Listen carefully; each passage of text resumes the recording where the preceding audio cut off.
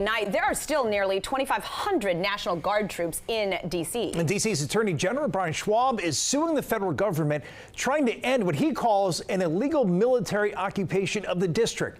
Schwalb asking a federal district judge to temporarily stop troop deployment as a lawsuit moves forward. Schwalb asking a federal judge again to stop it. D.C. News Now's Daniel Hamburg was in court and has the latest.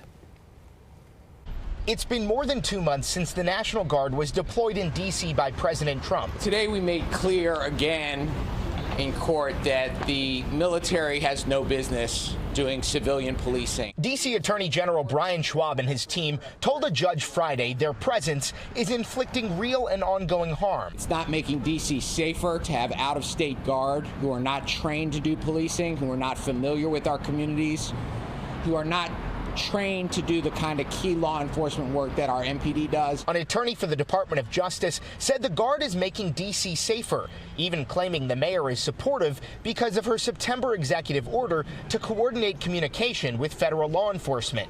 The judge pushed back, saying the mayor is not supportive of out-of-state Guard. Samuel Dewey, an attorney with the Oversight Project, a conservative watchdog group that filed a brief in the case, argues D.C. doesn't have standing to sue because it's not a state. The district is safer now, and the only people who say otherwise are politicians posturing or rude individuals engaging in ad hominem attacks. Schwalb says it's time for guardsmen to go home. We're going to continue to fight this fight.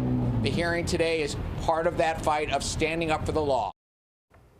That was our Daniel Hamburg reporting. The judge saying that she's going to take some time to go over the arguments and the evidence and will not have a ruling until she is able to do that. She did grant an extension, though, until Tuesday for the Department of Justice to file a response to the ongoing lawsuit.